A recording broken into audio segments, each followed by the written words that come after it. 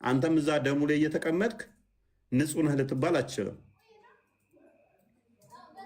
ንጹህ ልትሆን አትችልም። እሷም ንጹህ ልትሆን አትችልም። ያ የሚወጣው ነገር ሲነካት ያቆሽሻታል፣ እሱንም ያቆሽሸዋል። በእስልምናውስ ይሄ መጽሐፍ ቅዱስ ላይ እንዴት ተባለ ብለው ለዘላለም ሲወቅሱን የነበሩት እና አህመዲን ጀበል መጽሐፍ የጻፉበት በይህን ቶፒክ የነሱ እንደዚህ ተቀምጦላቸው ነው። አህመዲን ጀበል ጽፎበታል። በዛ ላይ እንደዚህ ብሎ አንቋሿታል። ደም ፔሬድ ከፈሰሳት የቆሻሻ ነው ብሎ መጽሐፍ ቅዱስ አርክሷታል፣ ሰድቧታል ብሎ ኦራይት። እስቲ እኛ አክብሮናል። ስላከበረንም የኛ ክብርም ስለሆነ ልብሳችን ላይ በአንድ ልብስ ላይ ነው እሱኑ ለብሰን ፔሬድ እናይበታለን። በምራቃችን ነው የምንጠርገው፣ አንክትፍ ብለን ነው የምናጥበው በምራቃችን። ይሄ ለእኛ ክብር ነው በሉ እስቲ ሴቶች ሙስሊሞች፣ የሙስሊም ሴቶች ላያችን ላይ አንዲት ቀሚስ አለችን፣ እሷችን ላይ ነው ፔሬዳችንን የምናየው። ከዛ በኋላ ደግሞ የምናጸዳው በምራቃችን ነው። እኛ እስልምና ክብሮናል በሉ እስቲ። ይሄ ክብር ነው በሉ እስቲ፣ በሉት እስቲ። አንዳቸው አይደሉም ደሆል ስክራች እንትን ያደርጉታል፣ ይፈቀፍቁታል። ያኔ የሚፋቅ ካርድ አለ ድሮ፣ እንደዛ ፔሬዱን በእንትናቸው የሚፈገፍጉት። ኔክስት መንዝ ደግሞ በተመሳሳይ ምን ያደርጉታል? ያንኑ ይለብሱታል። ይሄ ጤናማ ነው? ይሄ ጤናማ ነው ወይ? ይሄ ጤናማ ነው ወይ? ማንም ይመልስልን። ከዛ ሽታው ማሰብ ነው። ሽታው ማሰብ ነው።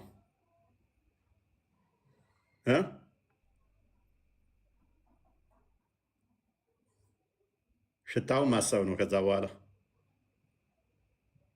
ኦራይት፣ ይሄ ሁሉም ሚስቶቹም ያደርጉት ነው። እንግዲህ የሙስሊም ሴቶች ይህን የሚያደርጉ ከሆነ መሐመድስ? መሐመድ ደግሞ እንዴት ነው? ይሄ አሁን ለመታጠብ የሚጠቀሙት ነው፣ ምራቃቸው ነው አለ። መሐመድስ? ከመሐመድ አንድ ትሄዳለህ ክርስቲያን? መሐመድ አብሉሽን ሲያደርግ አንድ ሀዲስ ላሳያችሁ።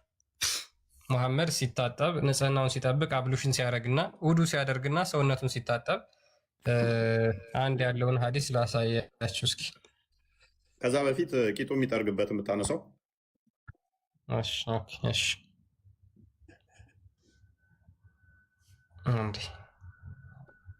ሎክ በደንብ አስተውሉ።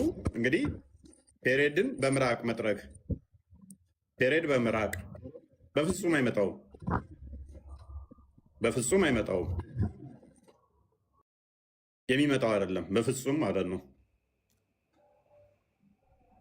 ሴቶች በደንብ አስተውሉ ይሄንን። ዳናይት አቤት፣ እፎይ ደህና መሸህ? እንዴት ነሽ? እግዚአብሔር ይመስገን። ዘለዋዊ ያለውን ህግ እንዴት ነው ተቀበሉታላችሁ? እንደገና አንድ ጊዜ ትደግማለህ? ዝም ብዬ ድንገት ስገባ ነው እያወራህ የነበረው፣ አልሰማሁህም። ሴት ልጅ በፈሳሿ ወቅት ላይ ወደ ቤተ መቅደስ ማገባበትን ህግ እሱን አላነበብኩትም፣ ግን የእኛን ህግ ልንገርህ። የእኛን የይሁዲዎች እኛ ጋር 7 ቀን ፔሬዷ ከመጣ በኋላ ብቻዋን ናት፣ አብራ አንድ ላይ አትተኛም። ከዛ በኋላ ከ7 ቀን በኋላ እያንዳንዱን ቀን እንደገና በደንብ በነጭ ጨርቅ አጣርታ ንጹህ ከሆነ ሄዳ ትጠመቃለች ማለት ነው። ሚክቤ የሚባል አለ፣ እንደ ጉድጓድ የተሰራ እዛ ውስጥ ገብታ ነጽታ መታ ነው። ከዛ በኋላ ከባሏ ጋር ቤት ውስጥ እንትን የምትለው ማለት ነው። በአበሾች እንደውም ሌላ ቦታ ነው። አበሾች እንደውም የበለጠ ያከራሉ ማለት ነው። ራቅ ብለው ሁሉ ነው የሚሄዱት ሌላ ቦታ። እንደመታጠብ ነው እንደመጠመቅ፣ አንድ ቤት የማያድሩም ከባላቸው ጋር። በእስራኤሎቹ በነጮቹ ግን አንድ ቤት እያደርክም፣ ግን የመጨረሻ በጣም ተራርቀህ ነው እንዳልኩ 7 ቀን ሙሉ ግንኙነት የለም ንጹህ እስክትሆን ድረስ እና በ7ኛው ቀን ያው ትጠመቃለህ ንጹህ ከሆንክ በኋላ በደንብ በነጭ ጨርቅ አይተህ። መልካምሽ። ለእኛ አዲስ ኪዳን ላይ ተፈጽሟል። ሴት ልጅ ደም መፍሰስ ጋር በተያዘ ምንም እንትን የምትለው ነገር የለም። ለብቻዋ ተቀመጥ እንደዚህ እንደዚህ የሚባል ነገር የለም። በአዲስ ኪዳን ይሄ ክርስቶስ ደሟ የሚፈሳትን ያቺ በነካችው ሰዓት ክርስቶስ ደሟን አቅሞ ያንን ፈጽሞታል። ኤኒዌይስ እንግዲህ የሙስሊሞቹን እንዳየነው ነው። አይሁዶች ውስጥ አሁንም እንትን ብለው እንትን ይሉታል። እኛ ጋር አሁን ላይ እንደ ቆሻሻ እንደ እንትን ተታየ እንጂ መድገም ተብሎ እንትን ተብሎ ለብቻዋ ሆና እንትን ምናምን ከእሷ የነካችሁ ምናምን የሚባል ነገር የለም። ኤኒዌይስ ሙሐመድስ ምንድን ነው የሚያደርገው? እንዴት ነው ንጽህናው የሚጠብቀው? ጋይድ ክርስቲያን ያ ኦኬ። ሙሐመድ ደግሞ እንዴት ነበር ራሱን የሚያጸዳው? ካድን በኋላ የተፈጥሮ ግዴታውን ከተወጣ በኋላ እንዴት ነበር ራሱን የሚያጸዳው የሚለውን ደግሞ ቡሃሪ ሀዲስ ላይ እንመልከት። ናሬትድ አብደላ እንደተረከው ይላል ፕሮፌት ዌንት አውት ቱ አንሰር ዘ ኮል ኦፍ ኔቸር፣ ነብዩ የተፈጥሮ ግዴታውን ሊወጣ ወጣ ይላል። ኤንድ አስክድ ሚ ቱ ብሪንግ ትሪ ስቶንስ፣ ከዛ በኋላ 3 ድንጋዮችን እንዳመጣለት ጠየቀኝ። 3 ድንጋዮች እንዳመጣለት ጠየቀኝ። ለምን እንደሆነ እንግዲህ እንየው። አይ ፋውንድ 2 ስቶንስ ኤንድ ሰርችድ ፎር ዘ ሰርድ ስቶን በት ኩድ ኖት ፋይንድ ኢት፣ 2 ድንጋዮች አገኘው ነገር ግን 3ኛ ማግኘት አልቻልኩም። ሶ ቱክ ኤ ድራይድ ፒስ ኦፍ ደንግ ኤንድ ብሮት ኢት ሂ ቱክ ዘ 2 ስቶንስ ኤንድ ትሪው አዌይ ዘ ደንግ ኤንድ ሂ ሴድ ዲስ ኢዝ ኤ ፊልቲ ቲንግ። ከዛ በኋላ 2ቱን ድንጋዮች ወሰዳቸው እና ተጠቀማቸው፣ ኩበቱን ግን ወረወረው። ስለዚህ ሙሐመድ ቂጡን የሚሞጅቀው በድንጋይ ነበረ። እንግዲህ በደንብ አስተውሉ። ሴቶቹ ሚስቶቹ ፔሬዳቸውን በምራቃቸው የሚያጸዱት ፔሬዳዩና አክንትፍ ብለው በምራቃቸው ያጸዳሉ። መሐመድ ደግሞ ካካ ብሎ ቂጡን በድንጋይ ነው የሚጠርገው። ምናልባትም ውሃ ስለሌለ ነው ሊሉ ይችላሉ። አንዴ ቂጡን በድንጋይ የሚጠርገው ውሃ አጥቶ ነው ሊሉ ይችላሉ። ቡሃሪ 38-60 ክፈተው።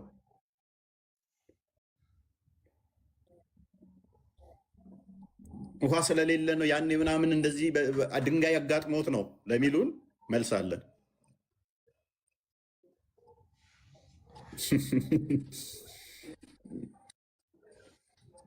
ያ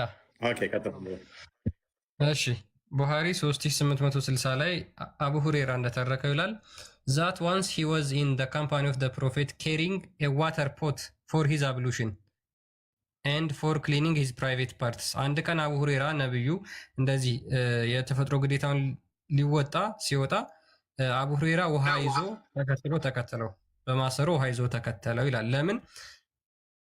ብልቱን ሊያጸዳበት። while he was following him carrying the pot። ከዛ በኋላ አቡ ሁሬራ ይህንን ውሃ ተሸክሞት የተከተለው the prophet said፣ ነብዩ እንደዚህ አለው።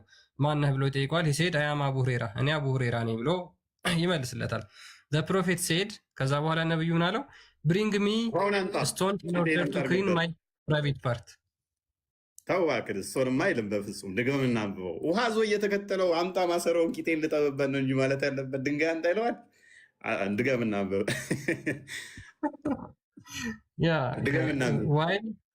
while he was following him carrying the pot the water pot ውሃ ያዘው ማሰሮ ይዞት ተከትሎታል። ከዛ በኋላ ነብዩ ምንድን ያለው? the prophet said bring me stones in order to clean my private parts፣ ድንጋይ አምጣልኝ ብልቴን እንዳጸዳበት።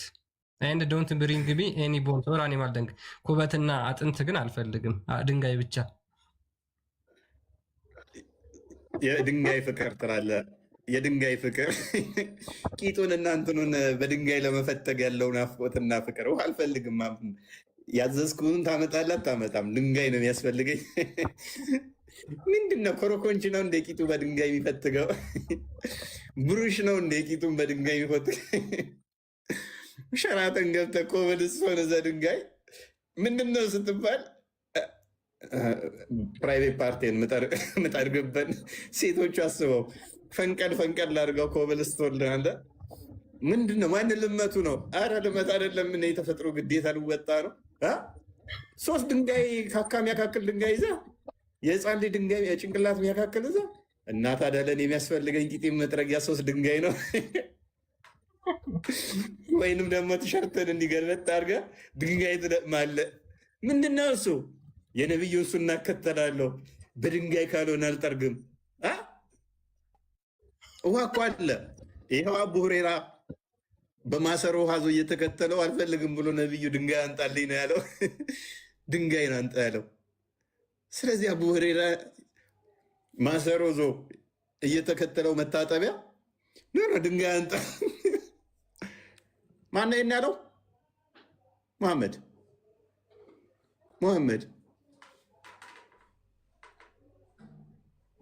ነው ያለው።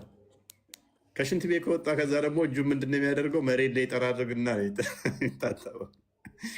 እጁን ጠራርጎ ይታጠበው ግድግዳ ላይ የሆነ አስታወስ ከሆነ አዲስ ቼክ አድርገው ክርስቲያን ሰላም ሲለው ቅድሚያ ግድግዳውን የጠረገ እጁ ምን ነክቶ ነው? ለምንድን ነው እንደዛ ያደረገው? ሰላም ሲለው ቅድሚያ እጁን ግድግዳ ላይና መሬት ጠራረገና ሰላምታውን መለሰ። ለምንድን ነው እንደዛ ያደረገው? ከሽንት ቤት ሲወጣ መሐመድ ቅድሚያ ግድግዳ ላይ እጁን ጠርጎ ሰላም ያለው ለምንድን ነው? ለምን ቀጥታ ሰላም ሳይል ለምንድን ነው እሱ እንደዛ ያደረገው? እሺ የግድግዳውን አንዴ ላሳያቸውና ኦኬ ቡሃሪ 265 ላይ እሺ ኦኬ ሳያል ቡኻሪ 265 ላይ ያለውን ላንብብላችሁ። ናሬትድ ማይሙና እንደተረከችው ይላል I placed water for the bath of the Allah's messenger and he poured water over his hands and washed them twice or thrice የአላህ መልእክተኛ ውሃ መጣሁላቸው እጁ ላይ ማፈሰስኩለት ሁለቴ ሶስቴ ታጠበው አለች። then he poured water with his right hands over his left and wash his private part ከዛ በኋላ ወደ ቀኝ እጁ ላይ ውሃ አደረኩበት ከዛ በኋላ ወደ ግራ እጁ አደረገና ብልቱን ታጠበ አለች። he rubbed his hand over the earth and rinsed his mouth ከዛ በኋላ እጁን መሬት ላይ አሻሸና አፉን ጠራረገ። ምን አለች? መጀመሪያ እጁን ቀኝ እጁ ላይ ውሃ አደረገችለት ከዛ ወደ ግራ እጁ አደረገ ከዛ በኋላ ታጠበና መሬት ደግሞ እጁን አሻሸ ከዛ በኋላ አፉን ደግሞ በዛ ጠራረገ። አሁን ጥያቄው መሬት ላይ ካሻሸ በኋላ አፉን እንዴት ሊጠራርግ ይችላል? በውሃ ታጥቦ ሉክ በውሃ እጁን ታጠበ ከዛ በኋላ መሬት ላይ አሻሸ እጁን ድጋሚ ከዛ በኋላ አፉን እንደገና ነካካው ማለት ነው። ይሄ ሙሐመድ የሚጠቀምበት ንጽህና ነው።